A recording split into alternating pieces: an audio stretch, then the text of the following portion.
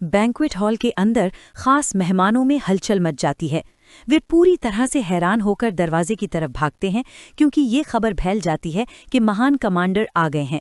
जैसे ही वे बाहर की ओर भागते हैं, लोग इस घटना की विशालता के बारे में उत्साह से बातें करते हैं और बताते हैं कि पूरे 100 महान स्टार क्षेत्रों में केवल 2 ही महान कमांडर मौजूद हैं।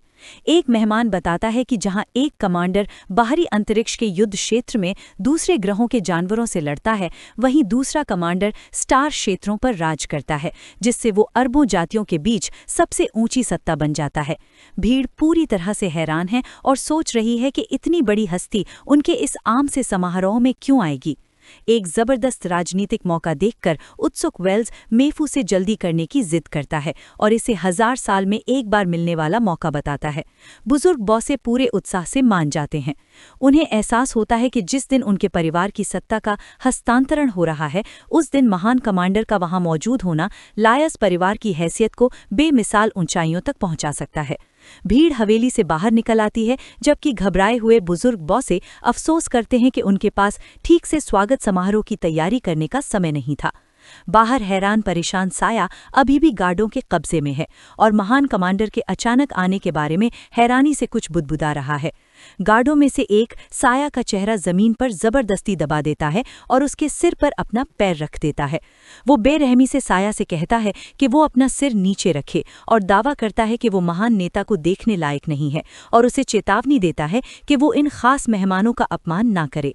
एक विशाल अंतरिक्ष यान ऊपर हवा में लटक रहा है, जिससे जमीन पर रोशनी की एक तेज किरण पड़ रही है। लायर्स परिवार के बुजुर्गों समेत सभी खास मेहमानों की भीड़ पूरे श्रद्धा के साथ घुटनों के बल बैठ जाती है। जैसे ही रोशनी के बीच से एक आकृति धीरे धीरे नीचे उतरती है, वो आकृति जमीन पर उतरती है और सामने आता है लाल बालों वाला रौबदार महान कमांडर लिंगबू। जैसे ही घुटनों के बल बैठी भीड़ पूरे सम्मान के साथ उसका स्वागत करती है, महान कमांडर उन्हें संबोधित करने लगता है।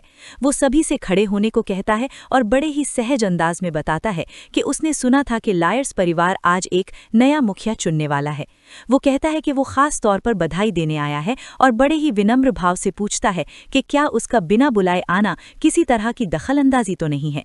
बेहद खुश होकर वेल्स को यकीन है कि वो महान स्टेलर कमांडर सिर्फ उसके उत्तराधिकार का सम्मान करने आया है।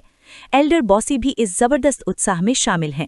पसीने से तरबतर लेकिन चेहरे पर चौड़ी मुस्कान लिए वो हैरान है कि उनके जैसे साधारण परिवार को इतना अकल्पनीय सम्मान कैसे मिल सकता है। आसपास खड़े रईसों में भी उतना ही आश्चर्य है और वे आपस में फुसफुसा रहे हैं कि लायर्स परिवार का भविष्य निश्चित रूप से बेमिसाल गौरव से भरा होने वाला है।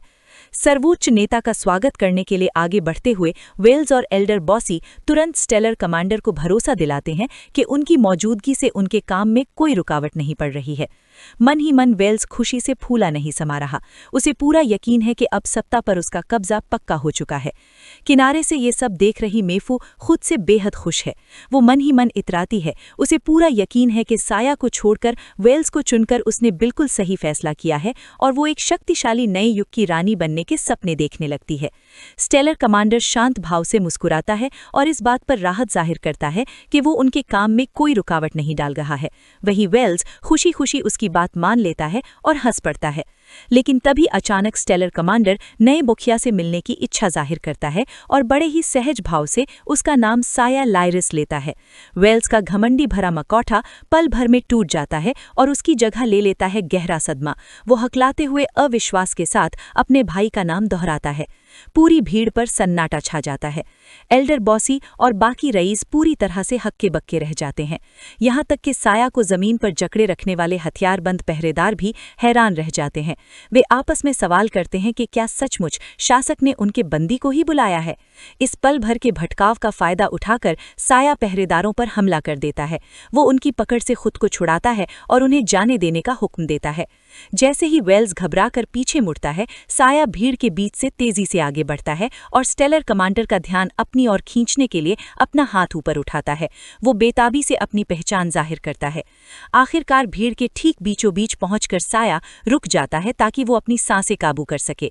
भागने की जोरदार कसरत की वजह से वो जोर जोर से हाँफ रहा है। स्टेलर कमांडर गर्मजोशी से मुस्कुराता है और अपना हाथ आगे बढ़ाता है। वो पूरी तरह से हैरान साया का हाथ बड़े ही सम्मानजनक सम्मानजनक तरीके से मजबूती से थाम लेता है। हाथ मिलाते हुए स्टेलर कमांडर उस नौजवान को तहे दिल से बधाई देता है और ऐलान करता है कि ये ऐतिहासिक मौका हमेशा के लिए स्टारी स्टाई की यादों में अमर हो जाएगा।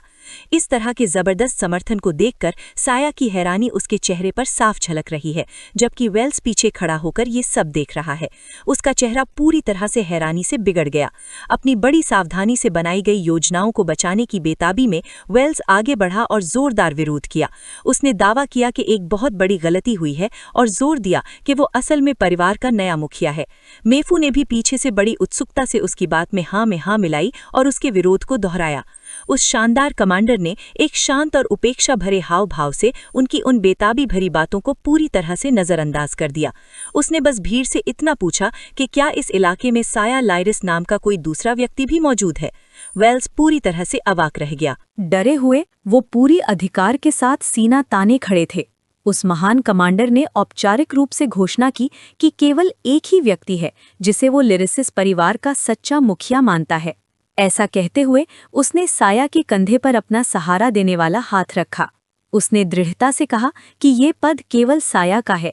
फिर उसने एक खौफनाक चेतावनी दी और वहां जमा भीड़ को आगाह किया कि अगर उन्होंने किसी और को अपना नेता चुना तो इससे केवल एक ही बात साबित होगी। उसकी आंखें खतरनाक लाल रंग से चमक रही थीं और कमांडर का अंदाज बेहद गंभीर और जानलेवा हो गया था। उसने धमकी दी कि किसी और को चुनने का मतलब होगा कि मौजूदा सदस्य लिरिसिस परिवार की सच्ची इच्छा का प्रतिनिधित्व नहीं करते। उसने साफ साफ इशारा किया कि अगर उन्होंने उसकी पसंद का विरोध किया तो वो उन्हें पूरी तरह मिटा देगा। इस गंभीर धमकी से भीड़ दहशत में आ गई। एल्डर बोसी और परिवार के अन्य सदस्य पूरी तरह डर के मारे जम से गए। उन्हें एहसास हो गया था कि कमांडर का विरोध करने का मतलब है उनके पूरे वंश का पूरी तरह से विनाश। अपनी जान बचाने के खातिर वेल्स के प्रति अपनी वफादारी को तुरंत छोड़कर एल्डर बोसी ने अपनी मुट्ठी हवा में ऊपर उठाई। उसने परिवार की शान की कसम खाते हुए जोर से कहा कि साया को तुरंत ही नया मुखिया घोषित कर दिया जाएगा। बाकी अवसरवादी रईसों ने भी बिना किसी हिचकिचाहट के उसी का अनुसरण किया। उन्होंने अपनी मुट्ठियां ऊपर उठाईं और पूरे जोश से साया का नाम चिल्लाने लगे। कमांडर को खुश करने के लिए उन्होंने तुरंत ही साया को अपना नया नेता स्वीकार कर लिया। साया तालियां बजाती भीड़ के बीचों बीच चुपचाप खड़ा था। घटनाओं के इस अविश्वसनीय मोड़ से वो पूरी तरह से अचंभित और अभिभूत था। पायर अपने भाई के पास गई। उसका हमेशा शांत रहने वाला स्वभाव पूरी तरह से टूट चुका था। उसे पूरी तरह हैरानी से देखते हुए उसने पूछा कि आखिर वो किस तरह सर्वोच्च कमांडर का निजी समर्थन हासिल करने में कामयाब रहा। किस्मत के अचानक पलट जाने से टूटकर मेफू रोते हुए घुटनों के बल जमीन पर गिर पड़ी। उसे एहसास हो गया कि साया के साथ विश्वासघात करके उसने कितनी बड़ी और विनाशकारी गलती की थी। गुस्से के एक बेकाबू झोंके में वो वेल्स पर झपटी। उसने वेल्स का कॉलर पकड़ लिया और अपना भविष्य बर्बाद करने का सारा दोष उसी पर मढ़ दिया। मेफू ने वेल्स के चेहरे पर जोरदार थप्पड़ मारा और गुस्से से चिल्लाते हुए कहा कि वो सारी ताकत और शानो शौकत जो वेल्स ने अभी अभी खोई थी असल में उसकी थी, जिसे उसे साया के साथ मिलकर भोगना था। इस हमले से भड़ककर वेल्स ने भी पूरी ताकत से मेफू के मुंह पर एक जोरदार घूंसा मारा।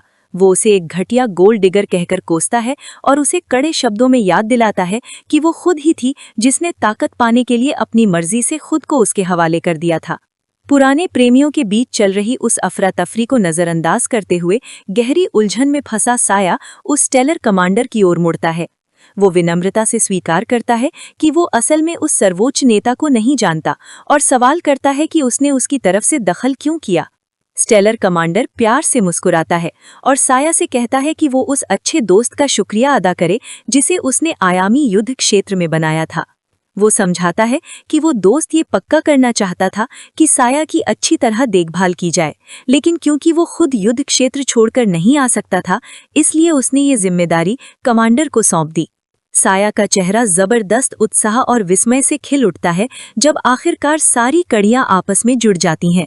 उसे रहस्यमयी चुड़ैल यिन की भविष्यवाणी याद आती है और उसे एहसास होता है कि उसके पहेली जैसे शब्द पूरी तरह से सच साबित हुए हैं। गहरी कृतज्ञता से अभिभूत होकर साया को एहसास होता है कि लियू शेंग ही वो व्यक्ति है जिसने इस शानदार वापसी की पूरी योजना बनाई थी। अब वो समझ गया है कि लिू शेंग ही वो भविष्यवाणी में बताया गया ताजपोशी वाला व्यक्ति है जो सितारों की चोटी पर बैठा है और जिसने पर्दे के पीछे से उसकी पूर्ण जीत का इंतजाम किया था। ये वीडियो का अंत है। अगर आप लोग अगला भाग देखना चाहते हैं तो हमारे चैनल को सब्सक्राइब करें। इस बीच हाईजी दाओ स्टेलर कमांडर की ओर से लू शेंग और आओ नोंग ट्यूरिंग के लिए एक तसल्ली भरा संदेश लेकर आते हैं। वो वादा करते हैं कि 100 ग्रेट स्टार रीजन्स में उनके परिवारों और दोस्तों का पूरा ख्याल रखा जाएगा ताकि वे बेफिक्र होकर स्टार सिस्टम के केंद्र की ओर यात्रा कर सकें। अपने दिल पर हाथ रखते हुए लू शेंग हाईजी दाओ से कमांडर तक उनका तहे दिल से शुक्रिया पहुंचाने को कहते हैं। अभी भी चिंतित आओ नोंग ट्यूरिंग अपने अगले कदमों के बारे में पूछते हैं। उन्हें शक है कि वे अपने इस टूटे फूटे जहाज में आगे की यात्रा जारी रख पाएंगे या नहीं। हाईजी दाओ बड़े ही शांत भाव से उन्हें चिंता न करने को कहते हैं। वे समझाते हैं कि स्टेला कमांडर ने उनके लिए पहले से ही एक नए जहाज का इंतजाम कर दिया है। जैसे ही वे तीनों तारों से भरे उस खाली अंतरिक्ष में तैर रहे होते हैं, दूर कहीं एक तेज रोशनी चमक उठती है। हाईजी दाओ कहते हैं कि उनकी सवारी आ गई है। अचानक ही वो तेज ऊर्जा उनके ठीक सामने अंतरिक्ष के ताने बाने को चीर कर रख देती है। उस दरार में से एक विशाल और बेहद आधुनिक अंतरिक्ष जहाज बाहर निकल आता है। ये नज़ारा देखकर लू शेंग अंतरिक्ष के जबरदस्त शक्ति प्रदर्शन से हक्के बक्के रह जाते हैं। वे अंदाजा लगाते हैं कि हजारों स्टार रीजन्स को पार करके महज आधे कॉस्मिक ईयर के भीतर हंटिंग बो तक पहुंचने के लिए एक ऐसे अमर स्तर के जहाज की जरूरत होगी जो स्टार गेट्स का इस्तेमाल कर सके। हाईजी दाओ समूह को आगे बढ़ने का इशारा करते हुए कहते हैं कि ये जहाज उन्हें ही लेने आया है और अब उन्हें इस पर सवार हो जाना चाहिए। वे विशाल जहाज ऊपर से नीचे की ओर एक तेज टेलीपोर्ट बीम छोड़ता है। 12वें स्तर के 15 मार्शल आर्टिस्ट तैरते हुए नीचे आते हैं ताकि वे इस समूह से मिल सकें। जैसे ही वे मजबूत रक्षक जमीन पर उतरते हैं, बैंगनी बालों वाली एक खूबसूरत महिला इस समूह में से बाहर आती है। उसके पीछे पीछे उसका पूरा दल भी आता है। बड़े ही आदर भाव से झुकते हुए बैंगनी बालों वाली वो महिला अपना परिचय star spirit flower chamber of commerce की एक कर्मचारी के तौर पर देती है। वे बड़े ही गर्मजोशी भरे अंदाज में आदरणीय हाईजी दाओ का स्वागत करती है। हाईजी दाओ भी मुस्कुराते हुए मिस जाई यांग शेन के नाम से उनका अभिवादन करते हैं। वे जिक्र करते हैं कि उन्हें मिले हुए काफी समय बीत गया है और समझाते हैं कि उन्हें उनके जहाज पर लिफ्ट की जरूरत है। उनकी बातचीत को सुनकर लू शेंग को पूरी सच्चाई समझ में आ जाती है। दरअसल लिफ्ट लेने का असली मतलब ये था कि हंटिंग बो तक की इस पूरी यात्रा के दौरान वे लोग अंगरक्षकों की भूमिका निभाएंगे। जब जाई यांग शेन पूछती हैं कि लू शेंग और आओ नोंग ट्यूरिंग कौन है, तो हाईजी दाओ बस इतना ही कहते हैं कि वे उनके शिष्य हैं। लू शेंग को भी पलक झपकते ही पूरी स्थिति समझ में आ गई। जाई यांग शेन उन्हें साथ ले जाने के लिए तभी राजी हुई क्योंकि उसे लेवल 13 के एक्सपर्ट के तौर पर हाईजी दाओ की जबरदस्त ताकत की जरूरत थी। उसके लिए लेवल 12 के 2 स्टूडेंट बस बेकार के एक्स्ट्रा लोग थे। विशाल स्पेसशिप में चढ़ने के बाद तीनों यात्री अलग अलग हो गए और उन्हें उनके अपने अपने कमरों में ले जाया गया। अपने कमरे में आओ नोंग ट्यूरिंग हैरान रह गया। वे अपने शानदार कैबिन के आकार को घूरता रहा। ये देखकर कि इसमें सब कुछ है और ये सैकड़ों स्टेडियम जितना बड़ा है, इसमें आसानी से एक छोटा शहर समा सकता था। लू शेंग भी उतना ही हैरान था। उसने ऊपर देखा जहां उसके कमरे के ठीक अंदर ऊंची ऊंची असली जैसी दिखने वाली गगनचुंबी इमारतें बनी हुई थीं। इस बेहिसाब दौलत पर यकीन करना मुश्किल लग रहा था। उड़ने के लिए अपने पैरों के पास सुनहरी बिजली जमा करते हुए लू शेंग इस बारे में सोचने लगा। अगर ये विशाल शहरी जगह हाईजी दाओ के स्टूडेंट के लिए बस एक आम बात है, तो उस बुजुर्ग योद्धा का कमरा तो यकीनन और भी ज्यादा शानदार होगा। शहर को पार करने के लिए हवा में ऊंचा उड़ते हुए लू शेंग को इसके आकार का अंदाजा हुआ। चूंकि ये जहाज दर्जन प्लैनेट्स जितना बड़ा है, इसलिए किसी यात्री को शहर जितना बड़ा कमरा देना इसके बनाने वालों के लिए कोई बड़ी बात नहीं थी। अपने चारों ओर के इस विशाल नकली माहौल को देखते हुए लू शेंग ने पाया कि इस जहाज में जीवन बनाए रखने की क्षमता अविश्वसनीय है। ये जहाज लाखों जोन में बटा हुआ है और हर जोन का एक काम करने वाला इकोसिस्टम है। अपने कमरे के बारे में और जानने की उत्सुकता में लू शेंग ने अपनी तेज सुनने की शक्ति का इस्तेमाल करके जहाज की क्रू की दूर होती बातचीत को सुना। उनकी बातों से उसे पता चला कि इनमें से ज्यादातर जोन में असल में चेंबर ऑफ कॉमर्स के लिए भारी मात्रा में माल रखा हुआ है। उसे ये भी पता चला कि जहाज पर लेवल 12 के 50 गार्ड हैं और हाईजी दाओ के साथ काम करने वाला एक और लेवल 13 का एक्सपर्ट भी मौजूद है। इन सब बातों को जोड़कर लू शेंग को एहसास हुआ कि इस जहाज को सचमुच हाईजी दाओ की लड़ने की ताकत की जरूरत खूबसूरत है। इससे ये बात समझ में आती है कि उन्होंने सिर्फ इन तीनों को लेने के लिए ही इतनी खास यात्रा की थी। अचानक लू शेंग के सामने हाईजी दाओ का एक हॉलोग्राम प्रकट हुआ। उन्होंने समझाया कि हंटिंग बो असल में हेवनली सर्पेंट गैलेक्सी के केंद्र का ही दूसरा नाम है। अगर कोई दुर्घटना नहीं हुई तो वे 5 कॉस्मिक महीनों में वहां पहुंच जाएंगे। उनकी बातों में छिपे इशारे को समझते हुए लू शेंग ने पूछा कि इन दुर्घटनाओं का मतलब स्पेस पायरेट्स हैं। हाईजी दाओ सहमत हैं। कई महीनों तक हजारों स्टार इलाकों से गुजरने वाली इतनी लंबी यात्रा में समुद्री डाकुओं से बचना लगभग नामुमकिन है। फिर भी वो लू शेंग से वादा करते हैं कि आम समुद्री डाकू इस तरह के भारी सुरक्षित जहाज पर हमला करने की हिम्मत कभी नहीं करेंगे। लू शेंग तुरंत ही इसके पीछे छिपे गहरे मतलब को समझ जाते हैं। समुद्री डाकुओं का कोई भी ऐसा गिरोह जो सचमुच उन पर हमला करने की हिम्मत करे वो बहुत ही खतरनाक होगा। हाईजी दाओ उनसे सहमत हैं। वे कुछ पल रुककर इस बारे में गहराई से बात करते हैं कि इंसान के असली मकसद हमेशा से ही उन तारों वाले विशाल समुद्र में रहे हैं। वे ब्रह्मांड की एक दुखद सच्चाई बताते हैं। कई जोशीले नौजवान रोमांच की तलाश में अंतरिक्ष की यात्रा पर निकलते हैं, लेकिन धीरे धीरे वे क्रूर समुद्री डाकू बन जाते हैं। वापस तथ्यों पर आते हुए हाईजी दाओ बताते हैं कि वे अपना खुद का जहाज क्यों नहीं लाए। ये यात्रा इतनी लंबी है कि बिना किसी अमर स्तर के जहाज के इसमें जिंदा रहना नामुमकिन है, क्योंकि उनके दोनों घरेलू कमांडर सिर्फ एक ही जहाज का इस्तेमाल करते हैं। उसे उधार लेना नामुमकिन था। अपने नकली शहर के ऊपर ऊंचाई पर तैरते हुए लू शेंग इस तर्क से सहमत होते हैं। अपना खुद का बेहतरीन जहाज होना शानदार है। वैसे भी जहाज उन्हें सुरक्षित नहीं रख पाएगा। एक अमीर जहाज में छोटा सा दल उन्हें एक बड़ा निशाना बना देगा, जिससे लालची दुश्मनों के हताश हमले होंगे। हाईजी दाओ आगे कहते हैं कि अमर स्तर के जहाज बहुत दुर्लभ होते हैं, क्योंकि वे 14वें या उससे ऊपर के स्तर के जानवरों से बनाए जाते हैं। केवल स्टार स्पिरिट फ्लावर जैसे विशाल समूह के पास ही कई विशेषज्ञों के समर्थन से ऐसा जहाज खरीदने के लिए धन है। साथ ही केवल इसी प्रकार का जहाज स्टारगेट के कठोर दबाव को झेल सकता है। इस विचार से उत्सुक होकर लू शेंग पूछता है कि स्टारगेट यात्रा वास्तव में कैसे काम करती है। हाईजी दाओ एक उदाहरण देते हैं। सामान्य अंतरिक्ष यात्रा एक खाई को पार करने के लिए कागज के एक टुकड़े को मोड़ने जैसी है, लेकिन स्टारगेट अंतरिक्ष की अनंत परतों को एक वर्म होल में मोड़कर एक ही बार में पार कर जाते हैं। प्रकाश की गति से कहीं अधिक तेज यात्रा करने का यही एकमात्र तरीका है। लू शेंग इस विचार से चकित हो जाता है। उसे एहसास होता है कि स्टारगेट यात्रा साधारण अंतरिक्ष मोड़ने की तुलना में कहीं अधिक उच्च स्तर की है, जिसके बारे में वह पहले जानता था। इस बारे में सोचते हुए लू शेंग को कुछ देर पहले महसूस हुई एक निर्मल ऊर्जा याद आती है, जो पिघलते मोम जैसी थी। अब वह जानता है कि ये शुद्ध अंतरिक्ष शक्ति थी। इससे उसे एक साहसिक विचार आता है। यदि वह इस शक्ति पर महारत हासिल कर ले तो क्या उसका शरीर अकेले ही स्टार द्वारों से होकर गुजर सकता है? यह जानने के लिए उत्सुक लू शेंग सीधे हाईजी दाओ से यह महत्वाकांक्षी प्रश्न पूछता है। बूढ़ा योद्धा पहले तो चौंक जाता है और तारा द्वार पार करने वाले शरीर के बारे में कुछ बुदबुदाता है। थोड़ी देर रुकने के बाद वह दृढ़ता से पुष्टि करता है कि यह वास्तव में संभव है, लेकिन हाईजी दाओ जल्दी ही उसकी उम्मीदों को कम कर देता है। सैद्धांतिक रूप से तो यह संभव है, लेकिन लगभग कोई भी इसे नहीं करता। वह स्वीकार करता है कि उसके जानने वाले सभी शक्तिशाली लोगों में से किसी ने भी ऐसा नहीं किया है। जब लू शेंग पूछता है कि यह इतना असंभव क्यों है, तो हाईजी दाओ सार्वभौमिक नियमों की व्याख्या करता है। अधिकांश नियमों में शक्ति का कोई सख्त क्रम नहीं होता है। हालांकि एक ऐसा विशेष नियम है जिस पर सभी सहमत हैं कि वह परम शक्तिशाली है। जैसे ही उनके पीछे एक विशाल ब्रह्मांडीय घड़ी प्रकट होती है, हाईजी दाओ इस सर्वोच्च शक्ति का नाम बताते हैं, जो कि अंतरिक्ष समय का नियम है। हाईजी दाओ अपना पाठ जारी रखते हैं, ये समझाते हुए कि स्पेस टाइम के नियम को समय और स्थान में बांटा जा सकता है। हालांकि ये ब्रह्मांड में सबसे आम शक्तियां हैं, लेकिन ये सबसे रहस्यमयी भी हैं। लू शेंग ध्यान से सुनते हैं। वो आगे कहते हैं कि हर कोई लगातार इन शक्तियों से घिरा रहता है।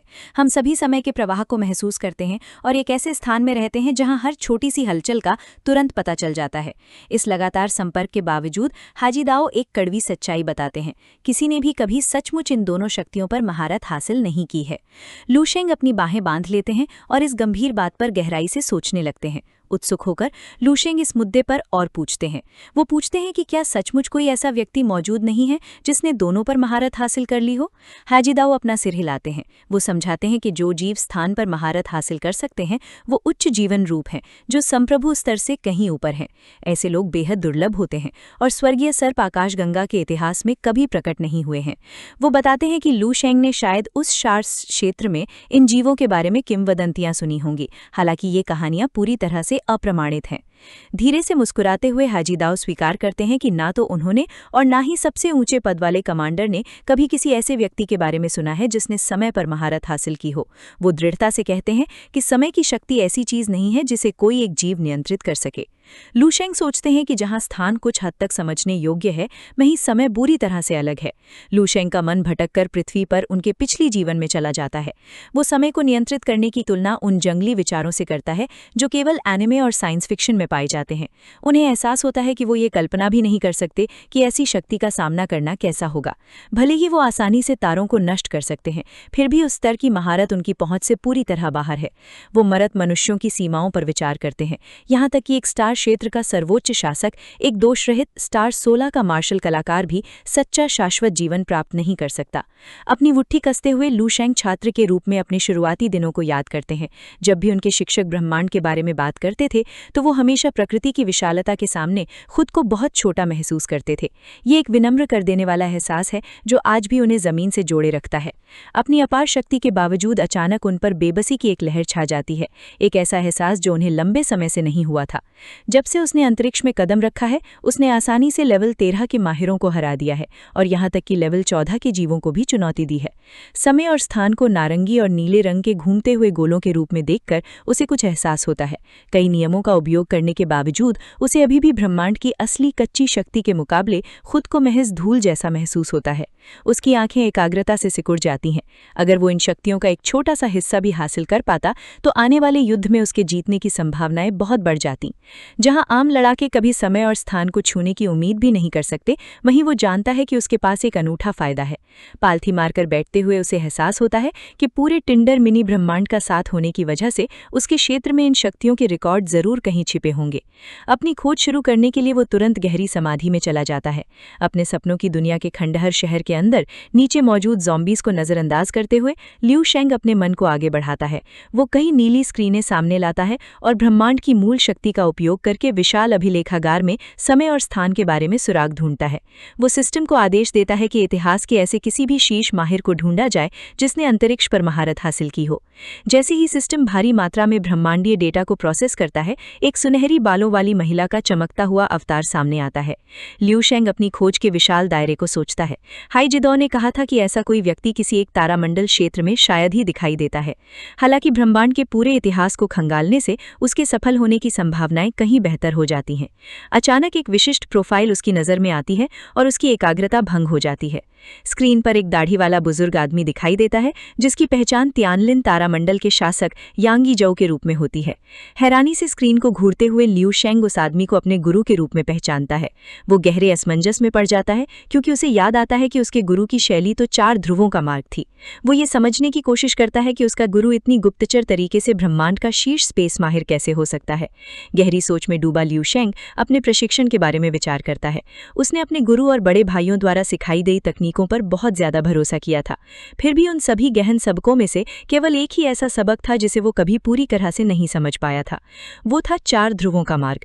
वो मानता है कि वो उस तकनीक को बस ऊपरी तौर पर ही समझ पाया था क्योंकि वो इतनी मुश्किल थी कि उसने उसे बिना उसके मूल सिद्धांतों को सचमुच में समझे बस रट लिया था। वो इसके अंदर छिपी हुई उस परम स्थानिक शक्ति से पूरी तरह अनजान था। जब उसे सब कुछ समझ आता है तो उसकी आंखें हैरानी से चौड़ी हो जाती हैं। अचानक उसके पीछे यांगी जौ का एक स्पिरिचुअल रूप प्रकट होता है। वो वृद्ध गुरु देखते हैं कि उनका शिष्य इस स्तर तक उम्मीद से कहीं पहले पहुंच गया है। यांगी जौ गर्मजोशी से मुस्कुराते हैं और इतने लंबे समय बाद अपने शिष्य का अभिवादन करते हैं। ल्यू शेंग गहरी श्रद्धा के साथ उनकी ओर देखते हैं और आखिरकार उन्हें अपने गुरु की छिपी हुई विरासत का असली महत्व समझ आता है। जब ल्यू शेंग इस खोज में पूरी तरह डूब जाते हैं तब विशाल स्टार स्पिरिट फ्लावर अंतरिक्ष यान उस अंधकार और खाली विस्तार में अपनी सुगम यात्रा जारी रखता है। एक बहुत बड़ी छलांग के लिए तैयार, जहाज का अगला हिस्सा ऊर्जा से भर जाता है। ये सीधे अंतरिक्ष के खालीपन में एक मोटी चमकीली हरी ऊर्जा की किरण छोड़ता है। ये तेज ऊर्जा असलियत को ही पिघला देती है और एक बहुत बड़ा कड़कड़ाता हुआ वर्म होल खोल देती है। विशाल जहाज तेजी पकड़ता है और सीधे उस दरार में गोता लगा देता है। कुछ ही पलों बाद वो अंतरिक्षयान एक बिल्कुल अलग इलाके में एक दूसरी दरार से बाहर निकलता है। जहाज के बाहरी हिस्से को तेज ब्रह्मांडीय बिजली घेर लेती है क्योंकि उसने अपनी छलांग सफलतापूर्वक पूरी कर ली है। कमांड सेंटर के अंदर शी यानकिन अपनी कैप्टन की कुर्सी पर शांति से बैठी है। एक अधिकारी रिपोर्ट करता है कि वे 23 स्थानिक क्षेत्रों से सुरक्षित रूप से गुजर गए हैं। वो बताता है कि हालांकि जहाज को थोड़ा नुकसान पहुंचा है, फिर भी वो सुरक्षित सीमाओं के अंदर ही है। शी यानकिन सिर हिलाती है और मान लेती है कि ये टूट-फूट ठीक है। वो ड्यूटी बदलने का आदेश देती है और काम कर रहे क्रू को आराम करने के लिए आधे दिन की छुट्टी देती है। अपनी ठुड्डी को हाथ पर टिकाकर शी यानकिन अपनी स्थिति के बारे में सोचती है। अगली छलांग से पहले जहाज को अब अपनी ऊर्जा फिर से भरने और मरम्मत करवाने के लिए एक जगह स्थिर रहना होगा। उसके चेहरे पर उदासी छा जाती है। वो जानती है कि इस खाली समय में वे बहुत ज्यादा असुरक्षित हो जाते हैं और अंतरिक्ष के लुटेरों को उन पर घात लगाकर हमला करने का एकदम सही मौका मिल जाता है। खिड़की से बाहर देखते हुए शी यानकिन अपने क्रू साथी से मास्टर वू तियान और मास्टर हाई जी दाओ के मौजूदा ठिकाने और स्थिति के बारे में पूछती है। क्रू का सदस्य घबराकर अपनी स्क्रीन देखता है। वो जवाब देता है कि वू तियान मनोरंजन वाले हिस्से में गया है, जबकि हाई जी दाओ चुपचाप अपने कमरे में ही रुका हुआ है।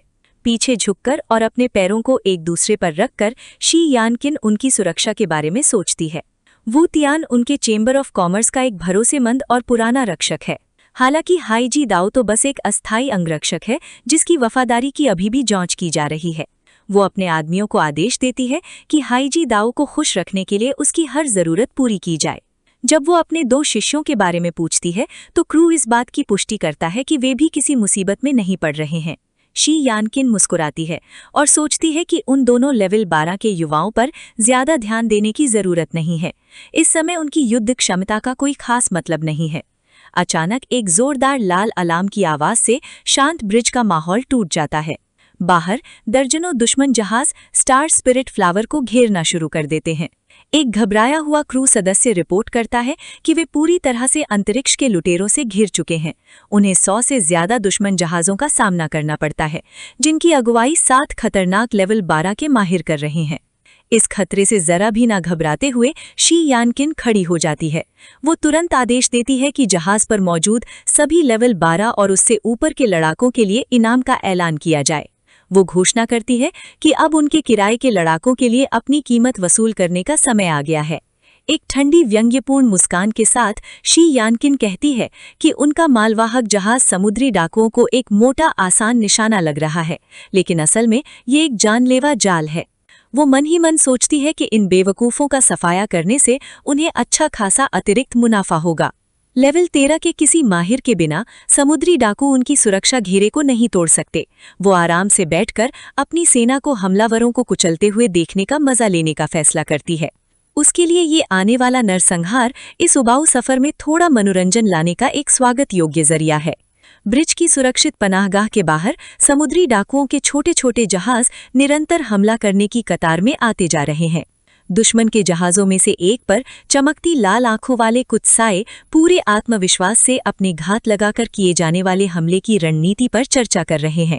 अपने पूरे बेड़े को इकट्ठा करने के बाद उन्हें पूरा यकीन है कि स्टार स्पिरिट फ्लावर की रक्षा के लिए उसके पास केवल एक ही लेवल 13 का माहिर मौजूद है।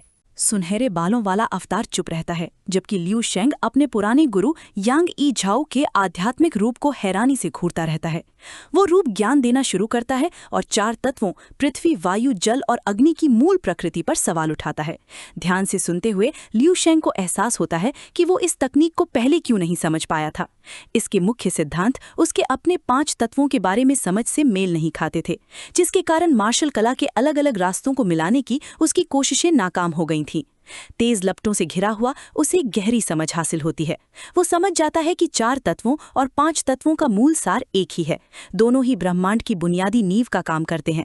जैसे ही उसके चारों ओर पृथ्वी, वायु, जल और अग्नि के प्रतीक दिखाई देते हैं, वो उनके आपसी तालमेल को देखता है और ये समझता है कि वे असल में एक दूसरे के विरोधी नहीं हैं। इस समझ से मिली शक्ति के साथ लियू शेंग हवा में तैरने लगता है और उसके शरीर से अग्नि ऊर्जा का एक जबरदस्त तूफान फूट पड़ता है। अपनी शक्ति पर विचार करते हुए उसे एहसास होता है कि 5 तत्वों का उसका पिछला इस्तेमाल उसके गुरु के संतुलित तरीके के मुकाबले कहीं ज्यादा उग्र था। वो ये जान जाता है कि 5 तत्वों पर उसकी अपनी प्रणाली, जिसमें सृजन और नियंत्रण का एक चक्र चलता है, असल में 4 तत्वों की ही एक ज्यादा विकसित और उन्नत अवस्था है। आखिरकार वो समझ जाता है कि इसी गहरे जुड़ाव की वजह से उसके गुरु की पिछली शिक्षाओं के दौरान वो 17वें स्तर के लोक की एक झलक देख पाया था। इस विशाल मार्शल ज्ञान को पूरी तरह से आत्मसात करने के लिए लियू शेंग हवा में पालथी मारकर बैठ जाता है और गहरी समाधि में लीन हो जाता है। तत्व ऊर्जा का एक घूमता हुआ भंवर उसे पूरी तरह से अपनी चपेट में ले लेता है। 5 तत्वों के नियम बड़ी सहजता से उसके अस्तित्व में समा जाती हैं और यांग ई झाओ की विरासत की वजह से उसके भीतर एक शक्तिशाली रूपांतरण की प्रक्रिया शुरू हो जाती है। कुछ ही देर में एक चमकता हुआ सुनहरा गोला चटक जाता है। लियू शेंग घबराकर नीचे की ओर देखता है और उसे एहसास होता है कि उसका अमर दाव का सुनहरा मूल केंद्र अचानक ही टूट गया है। वो मूल केंद्र एक चकाचौंध कर देने वाले ब्रह्मांडीय विस्फोट के साथ बिखर जाता है और ऊर्जा के उस विशाल प्रवाह को देखकर लियू शेंग पूरी तरह से हक्का बक्का रह जाता है। जैसे ही वो तेज रोशनी शांत होती है, लियू शेंग घूमती हुई तारों की धूल के बीच शांति से बैठा रहता है। वो ये देखकर हैरान रह जाता है कि उसके मूल केंद्र के नष्ट होने से उसके अपने ही भीतर एक सूक्ष्म ब्रह्मांड का जन्म हुआ है। इस दृश्य को देखते हुए वो गौर करता है कि उसके भीतर का ये ब्रह्मांड लगातार फैलता ही जा रहा है। वो सोचता है कि क्या उसका दान तेन भी समय के साथ एक असीम और विशाल ब्रह्मांड का रूप ले लेगा। उसकी चिंता जल्द ही एक गहरी जिज्ञासा में बदल जाती है। वो सोचता है कि अंतरिक्ष की बुनियादी शक्ति इस नए आंतरिक दायरे के भीतर स्वाभाविक रूप से कैसे उत्पन्न होती है। एक एहसास होता है। वो अपना हाथ ऊपर उठाता है और जैसे ही उसे ब्रह्मांड से एक गहरा नया जुड़ाव महसूस होता है, वो सहजता से अंतरिक्षीय ऊर्जा का एक घूमता हुआ भंवर बना लेता है।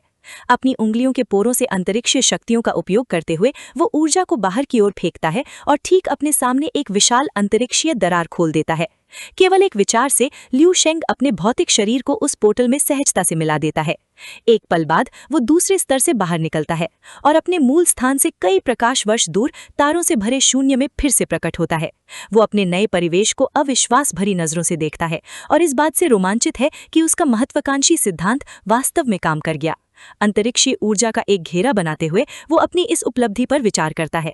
उसे एहसास होता है कि टेलीपोर्ट करने के लिए उसे बाहरी ब्रह्मांड पर निर्भर नहीं रहना पड़ा, बल्कि उसने अंतरिक्ष के नियमों पर अपनी खुद की महारत का उपयोग किया।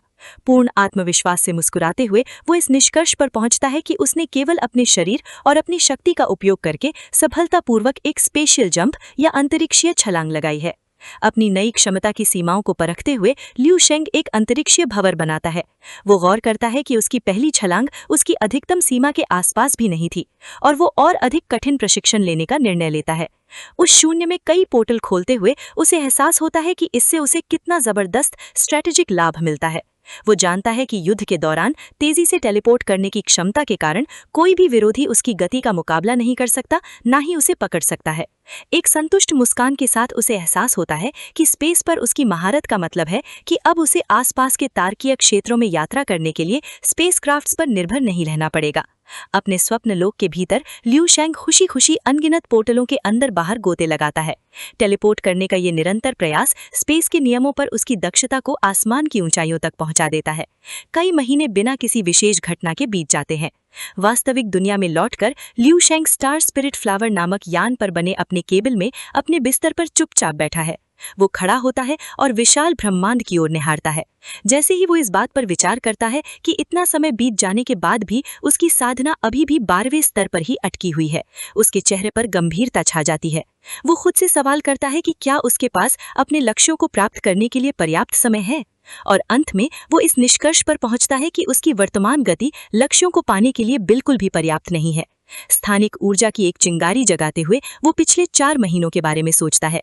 स्थानिक नियम के युद्ध संबंधी उपयोगों में महारत हासिल करने के बाद उसे पूरा भरोसा है कि लेवल 14 से नीचे का कोई भी व्यक्ति सीधी लड़ाई में उसे चोट नहीं पहुंचा सकता। हालांकि लेवल 14 या उससे ऊपर के विरोधियों के मामले में उसका आत्मविश्वास डगमगा जाता है, क्योंकि उसका सामना कभी भी उस स्तर के किसी असली विशेषज्ञ से नहीं हुआ है। उसे अपने स्वप्न लोक में लेवल 14 के ज़ॉम्बीज के साथ हुई लड़ाइयां याद आती हैं। वो गौर करता है कि उनकी कमजोर हो चुकी ताकत उन्हें शक्ति के विश्वसनीय मापदंड के तौर पर बेकार बना देती है। उसे ये भी एहसास होता है कि स्वप्न लोक के ज़ॉम्बीज़ में असली आक्रामकता की कमी होती है। जब भी वो अपनी स्थानिक शक्ति का उपयोग करके पीछे हटता है, काबिलियत के साथ मरे हुए लोग हमला करना बंद कर देते हैं और कभी उसका पीछा नहीं करते, जिसका मतलब है कि उस पर अपनी मौजूदा लिमिट से आगे बढ़ने का कोई प्रेशर नहीं है। लियू शेंग अपनी हथेली में स्पेशल एनर्जी का एक बहुत ज्यादा कॉन्सेंट्रेटेड गोला बनाता है। अपनी मूवमेंट की काबिलियत के साथ उसने स्पेस के नियम का इस्तेमाल करके एक खतरनाक अटैकिंग टेक्निक डेवलप की है।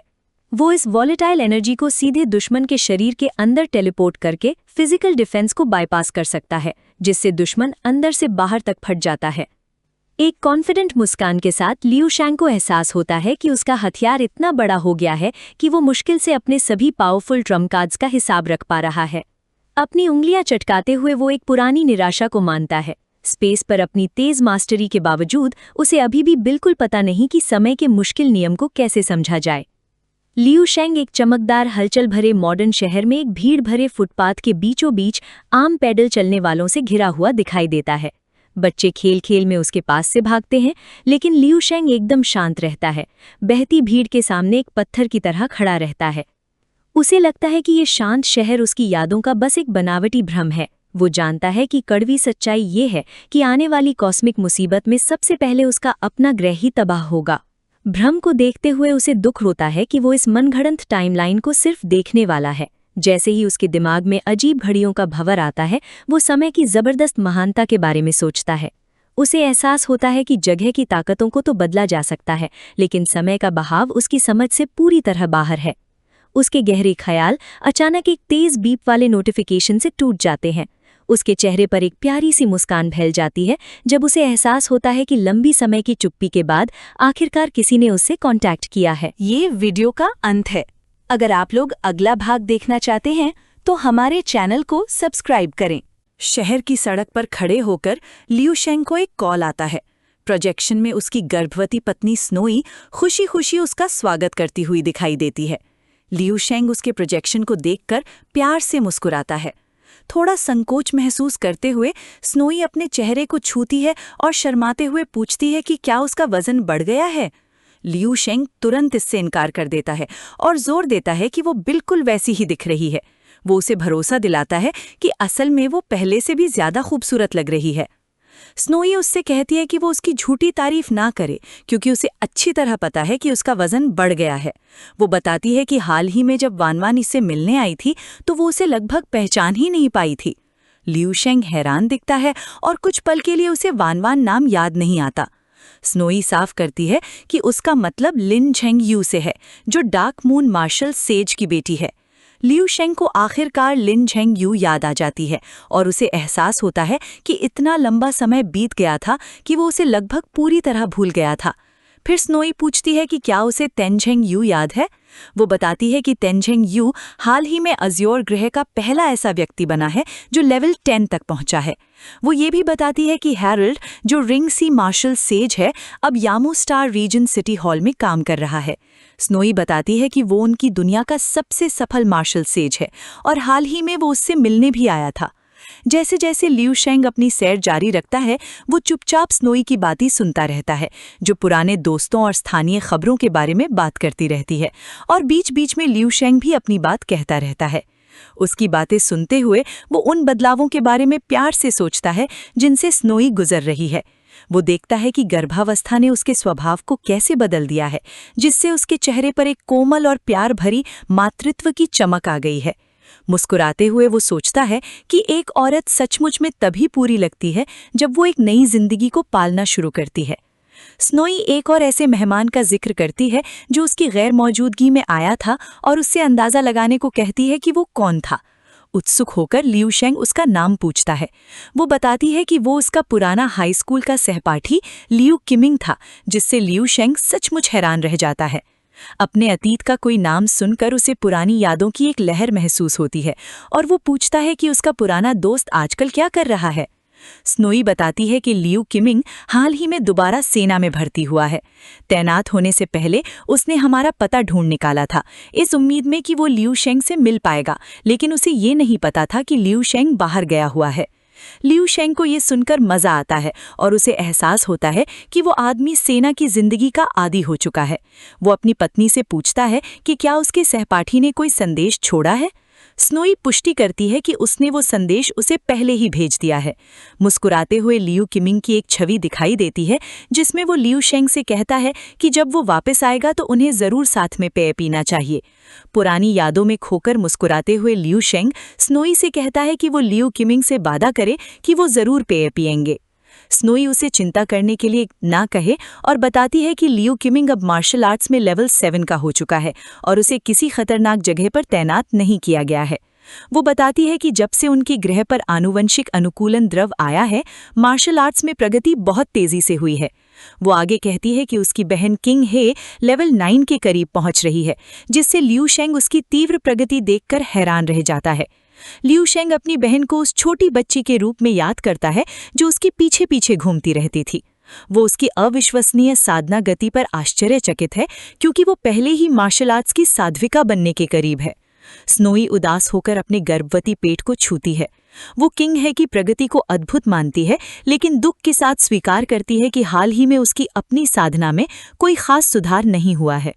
उसे सांत्वना देने के लिए लियू शेंग एक विशेष दृष्टि तकनीक का उपयोग करता है। स्नोई के गर्भ में झांकते हुए वो अंदर विकसित हो रहे स्वस्थ भ्रूण को प्रेम से निहारता है। वो भावुक हो जाता है और अपने बच्चे को प्यार से गले लगाता है। असामान्य रूप से लंबी गर्भावस्था को लेकर लियू शेंग पूछता है कि डॉक्टरों ने इसके बारे में कितना समय बताया है। स्नोई जवाब देती है कि इसमें शायद 3 या 4 साल और लगेंगे। वो मुस्कुराती है और कहती है कि चूंकि वो लगभग 6 साल से गर्भवती है, इसलिए वो इस एहसास की अच्छी तरह से आदी हो गई है। दाम्पत्य एक सुखद मौन में डूब जाते हैं और परिवार के रूप में इस अंतरंग क्षण का आनंद लेते हुए गर्मजोशी से मुस्कुराते हैं। अचानक स्नोई लियू शेंग से कहती है कि वो रुक जाए। वो अपने माता पिता को फोन करने जाती है। जैसे ही वो प्रतिक्रिया करता है, प्रोजेक्शन में गड़बड़ी हो जाती है और स्क्रीन खाली हो जाती है। एक त्रुटि संदेश संकेत देता है कि सिग्नल पूरी तरह से चला गया है। हताश होकर लियू शेंग इस बुरे समय को कोसता है। अंतरिक्ष की विशाल दूरी को देखते हुए, ये महसूस करते हुए कि परिवार से दोबारा संपर्क करने में काफी समय लग सकता है, वो अपनी मुट्ठी भींच लेता है। शांत होकर वो स्थिति को स्वीकार कर लेता है और बेहतर संचार माध्यम खोजने के लिए शिकार नौका तक पहुंचने का इंतजार करता है। अंतरिक्षयान के अपने केबिन में वापस आकर लियू शेंग ने तय किया कि वो समय बर्बाद नहीं करेगा। एक एनर्जी क्यूब हाथ में लेकर उसने कमरे में एक विशाल क्रिस्टल प्रकट किया। पालखी मारकर बैठते हुए लियू शेंग ने अपने चारों ओर एक अग्निमय आभा का घेरा बना लिया। उसने बड़ी मात्रा में एनर्जी क्रिस्टल निकाले और अपनी दैनिक साधना के लिए निरंतर उनकी शक्ति को सोखता रहा। उनकी 4 महीने की यात्रा के दौरान इस गहन प्रशिक्षण की दौलत उसके शरीर में मौजूद अमर कोशिकाएं एक बार फिर तेजी से गुणित हो गईं। जैसे जैसे अंतरिक्ष यान अपनी लंबी यात्रा पर आगे बढ़ता गया, लियू शेंग ने आखिरकार अपनी आंखें खोलीं और अपनी गहरी समाधि को समाप्त किया। उसने अपनी प्रगति का आकलन किया और हिसाब लगाया कि 5 लाख से अधिक अमर कोशिकाएं उत्पन्न करना एक ठीक-ठाक उपलब्धि है। हालांकि उसने ये स्वीकार किया कि 1000 के मुकाबले ये संख्या बेहद कम है। लाखों सेल्स जो उसका लेवल 12 का शरीर संभाल सकता है। उसे एहसास होता है कि उसे एक बड़े एनर्जी सोर्स की बहुत ज़रूरत है। वो सोचता है कि अगर उसे जल्द ही कोई नहीं मिला तो उसके पास बस यही ऑप्शन है कि वो किसी सुनसान जगह से कॉस्मिक एनर्जी सोख ले या अपनी ग्रोथ तेज करने के लिए सचमुच एक तारा निगल जाए। दरवाजे पर दस्तक से उसकी सोच टूट जाती है। लियू शेंग उस आदमी को अंदर आने के लिए बुलाता है और एओनोंग ट्यूरिंग अंदर आता है। खुशी से बताता है कि उसे उसकी ट्रेनिंग के बाहर पकड़ना कितना मुश्किल है। अपने सफ़र के दौरान एल्फ लियू शेंग के आसपास बहुत ज़्यादा रिलैक्स हो गया है। एक सम्मानजनक दूरी बनाए रखते हुए उसने लियू शेंग की कैजुअल आदतों की नकल करना शुरू कर दिया है, जैसे एक कप चाय शेयर करना। जैसे ही वे पीते हैं, एओनोंग ट्यूरिंग एक अपडेट शेयर करता है। वो बताता है कि वे शिकार के धनुष तक पहुंचने से आधा महीना दूर हैं। वो कहता है कि सफ़र आसान रहा, मजाक में कहता है कि उन्होंने अपनी बुरी किस्मत एलियन बैटलफील्ड पर छोड़ दी। लियू शेंग सहमति में सिर हिलाता है। एओनोंग ट्यूरिंग फिर पूछता है कि क्या लियू शेंग का शिप के चारों ओर घूमने का प्लान है। कुछ दिलचस्प जगहों का जिक्र करते हुए एल्फ एक अनोखे इंसान के बारे में जिक्र करना शुरू करता है जिससे वो हाल ही में मिला था। एल्फ के बात खत्म करने से पहले लियू शेंग अपने ड्रिंक का एक घूंट लेता है और यूं ही अंदाजा लगाता है कि उसने अपने जैसा ही कोई देखा है। लियू शेंग उस इंसान के बारे में एकदम सही बताता है और पूछता है कि क्या उसका मतलब नीले बालों वाली औरत से है जिसकी फिजीक बहुत अच्छी है। अचानक एल्फ मान जाता है, लेकिन एक पल बाद उसे एहसास होता है और वो शॉक में अपना ड्रिंक थूक देता है। हैरान एओ नोंग ट्यूरिंग बिना किसी परेशानी के लियू शेंग को घूरता है और जानना चाहता है कि उसे इतनी खास बातें कैसे पता हैं जबकि वो अपने कमरे से बाहर भी नहीं निकला है। ये वीडियो का अंत है। अगर आप लोग अगला भाग देखना चाहते हैं तो हमारे चैनल को सब्सक्राइब करें। लियू शेंग अपनी कॉफी की चुस्की लेते हुए ये दिखाता है कि अपने कमरे में रहने का मतलब ये नहीं है कि वो बाहर हो रही घटनाओं से अनजान है। वो बड़े आराम से जहाज की हाल की गतिविधियों की लिस्ट बताता है, जिसमें एक लेवल 13 के एक्सपर्ट को भर्ती करना और 87 स्पेस जंप पूरे करना शामिल हैं। वो एकदम सही बातें बताता है, जैसे कि उन पर 13 बार समुद्री डाकुओं के झुंड ने हमला किया और उस एल्फ ने 12 बार उनका मुकाबला किया। ये सुनकर एओ नोंग ट्यूरिंग उसकी सटीकता से हैरान रह जाता है। लियू शेंग बड़े गर्व से कहता है कि उन 12 बार में से 7 बार उस एल्फ ने नीले बालों वाली लड़की के साथ मिलकर लड़ाई की और चुपके से उसे अपनी काबिलियत दिखाने और उससे मुकाबला करने की कोशिश की। ये सुनकर एओ नोंग ट्यूरिंग पूरी तरह से घबरा जाता है और लियू शेंग से गुजारिश करता है कि वो चुप हो जाए। बात बदलते हुए वो एल्फ बताता है कि नीले बालों वाली लड़की माशा का भी वही मकसद है जो उनका है, यानी हेवनली एकेडमी की परीक्षा के लिए हंटिंग बो तक का सफर करना। लियू शेंग अपनी कॉफी की एक और चुस्की लेता है और पूछता है कि क्या उस एल्फ ने सच में उस लड़की से बात की थी। चिढ़कर एओ नोंग ट्यूरिंग मान लेता है कि उसने कोशिश तो की थी, लेकिन उस लड़की ने उसे पूरी तरह से नजरअंदाज कर दिया। लियू शेंग उसे सलाह देता है कि वो अपने रवैये पर ध्यान दे। वो कहता है कि अगर वो एल्फ उस लड़की के साथ भी वैसा ही सम्मान से पेश आए जैसा वो लियू शेंग के साथ आता है, तो हो सकता है कि वो लड़की उसे जवाब दे दे। गुस्से में आकर वो उसकी बात पर हंसता है और कहता है कि उसके सम्मान का हकदार सिर्फ लियू शेंग ही है। बाहर जाने का फैसला करते हुए वो हाथ हिलाकर अलविदा कहता है। जैसे ही वो दरवाजे से बाहर निकलता है, एक होलोग्राफिक अलर्ट चमक उठता है। वो एल्फ बड़े उत्साह से पीछे मुड़ता है और बताता है कि स्पेस पायरेट्स यानी अंतरिक्ष के समुद्री डाकुओं के लिए एक नया इनाम घोषित हुआ है और वो लियू शेंग को भी इस लड़ाई में शामिल होने का न्योता देता है। मुस्कुराते हुए एओ नोंग ट्यूरिंग कहता है कि शायद इस सफर के दौरान समुद्री डाकुओं से लड़ने का ये उनका आखिरी मौका हो। बिना किसी उत्साह के लियू शेंग उसे घूरता रहता है। उसे शक होता है कि वो एल्फ तो बस उसे अपने साथ इसलिए ले जाना चाहता है ताकि नीले बालों वाली लड़की के सामने वो खुद को कूल दिखा सके। वो बड़े आराम से इस प्रस्ताव को ठुकरा देता है और कहता है कि उसे समुद्री डाकुओं में कोई दिलचस्पी नहीं है और वो अपना समय अकेले साधना करने में ज्यादा पसंद करेगा। एओ नोंग ट्यूरिंग बिना किसी बहस के उसका फैसला मान लेता है और कमरे से बाहर चला जाता है। कमरे में अकेला रह जाने पर लियू शेंग एक पल के लिए रुकता है और उसे एहसास होता है कि काफी समय से उसने अपने शैडो क्लोन की सुध नहीं ली है। अपने बिस्तर पर बैठकर वो इस शांत समय का उपयोग अपने क्लोन से जुड़ने और उसकी मौजूदा स्थिति का जायजा लेने के लिए करता है। इस बीच स्टार स्पिरिट फ्लावर के ब्रिज पर जी यांग चेन पूरे आत्मविश्वास से कंट्रोल कंसोल पर झुकी हुई है। वो मुस्कुराती है और कहती है कि 200 से ज्यादा लेवल 11 और 12 के मार्शल आर्टिस्ट्स के बीच हो रही इस झड़प को देखना समय बिताने का एक मजेदार तरीका है। एक टैक्टिकल डिस्प्ले को देखते हुए वो गौर करती है कि जैसे जैसे वो हंटिंग बो के करीब पहुंच रहे हैं, समुद्री डाकुओं का स्तर भी बढ़ता जा रहा है। उसे हैरानी होती है कि उन्होंने लगभग 30 लेवल 12 के माहिरों को इकट्ठा कर लिया है। जहाज के बाहर एक जबरदस्त लड़ाई हो रही है।